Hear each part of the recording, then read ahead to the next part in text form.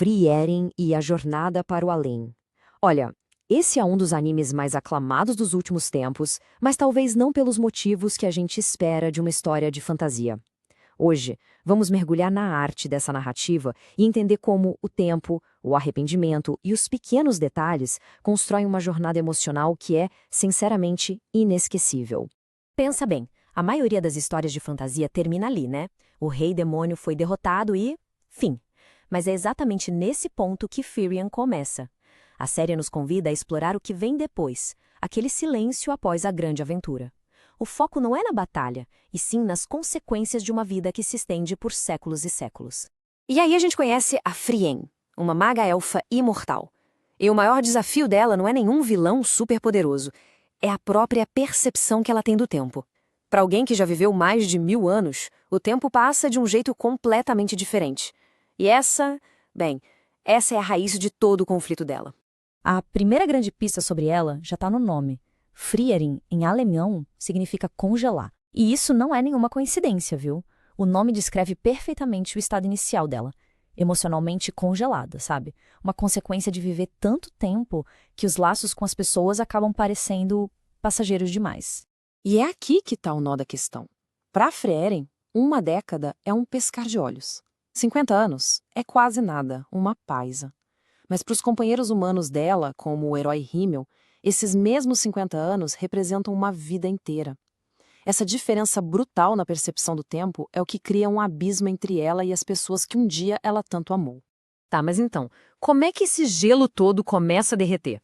A verdadeira jornada da Frieren não começa com uma missão para salvar o mundo, mas sim com a perda. E com o arrependimento que vem muito, muito tempo depois. Lembra que depois de derrotar o Rei Demônio, eles se separam? Frieren promete voltar em 50 anos. Para ela, esse tempo voa. Só que, quando ela finalmente volta, encontra Himmel, o grande herói, já velhinho, no fim da vida. É um choque de realidade que a força a encarar o peso real da mortalidade dos humanos. E é no funeral do Himmel que a chave vira. Pela primeira vez, a gente vê a Frieren chorar de verdade. Ela se dá conta, tarde demais, que passou uma década inteira ao lado dele sem nunca se esforçar para entender a profundidade daquele laço. A dor dessa perda se torna o gatilho, a faísca que inicia a nova jornada de autodescoberta dela. E é importante a gente entender que o arrependimento da Frieren não é só um sentimento ruim, ele se torna o verdadeiro motor da transformação dela. A jornada deixa de ser sobre luto e passa a ser uma busca por usar as lições do passado para aprender a viver o agora de um jeito mais completo, mais significativo. Uma das coisas mais geniais na série é a sutileza da narrativa. Frieren não precisa de diálogos gigantescos para mostrar a evolução da personagem. Não, a história usa os detalhes, as pequenas ações, para comunicar mudanças que são, na verdade, profundas. Vamos pegar, por exemplo, o hobby dela de colecionar magias aparentemente inúteis.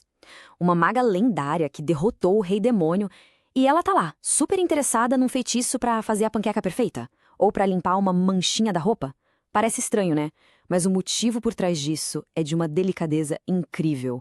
Essa mania dela é, na verdade, uma herança direta do Himmel. Ele nunca queria que as pessoas se sentissem em dívida, então aceitava qualquer coisinha como pagamento.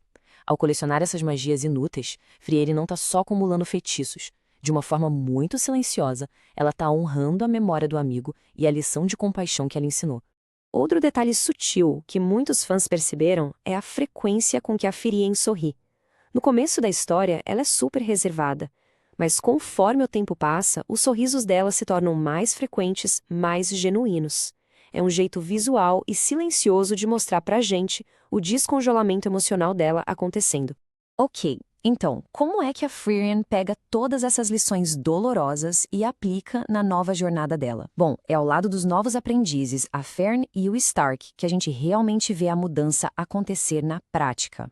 O contraste é gritante. Com Himmel, ela era quase uma espectadora. Agora, com a Fern e o Stark, ela se esforça de verdade para se conectar, para entender. Ela está determinada a não cometer os mesmos erros. Ela finalmente está aprendendo a valorizar as pessoas enquanto elas ainda estão ali, do lado dela. A história mostra que o melhor jeito de lidar com o luto não é tentar esquecer o passado, mas sim carregar as lições dele para viver um presente mais pleno, mais conectado. E essa é a grande virada no desenvolvimento da Frieren. E tudo isso nos leva ao grande tema da série: o poder que a memória e o legado têm nas nossas vidas. E, de novo, os nomes em alemão amarram tudo de um jeito brilhante. Frieren, a congelada, está numa jornada em direção a Himmel, que significa céu. E os novos companheiros, Fern, que quer dizer distante, e Stark, forte, simbolizam exatamente a jornada emocional, longa e difícil que ela precisa percorrer para chegar lá. O legado do Himmel está por toda parte.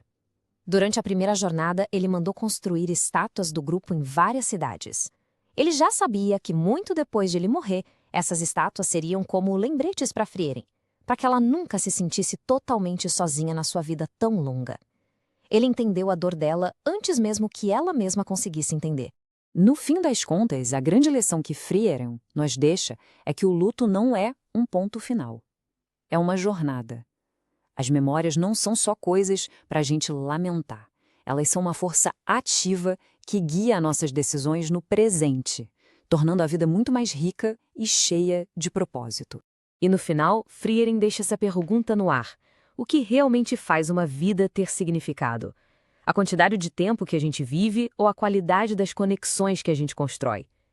É uma reflexão poderosa sobre perda, memória e, claro, sobre a beleza de uma jornada mais lenta.